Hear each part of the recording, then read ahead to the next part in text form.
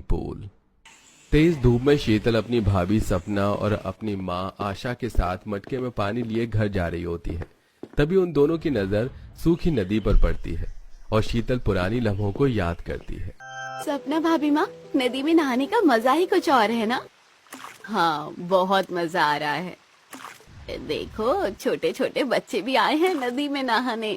सही कह रही हूँ बहू, मेरा पोता अभी सिर्फ 10 साल का है। रोज उसे नदी में ही नहाना होता है।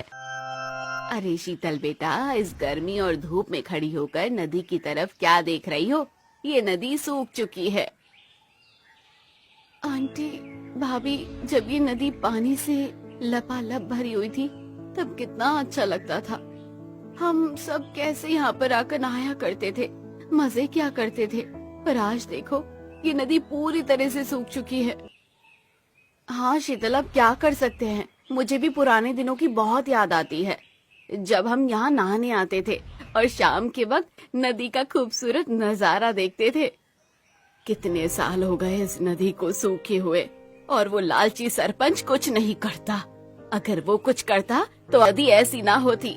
सास की बात को सुनकर सपना को भी अपने पुराने दिन याद आते हैं, जहां वो अपने परिवार के साथ हर रोज शाम को नदी किनारे काफी देर तक बैठने जाती और वहां बच्चों को खेलते हुए देखती। भाभी, काश कि हमारी नदी फिर से भर जाती। भर तो सकती है शीतल, पर सरपंच कुछ करता ही नहीं। वो तो चाहता ही नहीं कि गांव में नदी फिर से पहले की तरह हो जाए, इसलिए तो कुछ करता नहीं। पता नहीं क्या चाहता है सरपंच। उदास सास, नंद और भाभी तपती धूप में मटके में कुएं से पानी लेकर घर आती हैं। इसी तरह कुछ दिन बीत जाते हैं और एक दिन आशा के छोटे बेटे सूरज का फोन आता है, जो कि अमीर लड़की से शादी करके शहर में बसा हुआ था। आ गई तुझे अपनी माँ की याद? शादी करके तू गांव से क्या गया, वापस पलट के ही नहीं आया। माँ, मेरा और कविता का तो बड़ा दिल करता है गांव आने का, पर मेरी नौकरी भी ऐसी है कि मुझे आराम ही नहीं। मैं तो कहता हूँ आप लोग क्यों नहीं आ जाते हमसे मिलने।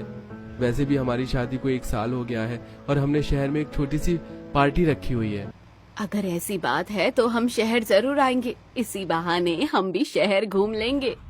शहर जाने की बात को सुनकर पूरा परिवार काफी खुश होता है। कुछ ही दिनों में पूरा परिवार शहर जाता है, जहां कविता अपने ससुराल वालों को देखकर काफी खुश होती है और उन्हें बैठाकर एसी की ठंडी हवा में चाय नाश्ता करवाती है। माँ जी, दीदी, नाना जी, आपको यहाँ देखकर बहुत अच्छा लग रहा है। अगर गांव में थोड़ी फैसिलिटीज होती, गर्मी कम होती तो मैं पक्का आती। पर आप तो जानते हैं ना, मुझे बिना एसी की आदत ही नहीं है कहीं रहने की। कोई बात नहीं भाभी, मुझे भी गर्व होता है गांव में लोगों को ये कहते हुए कि मेरे भैया भाभी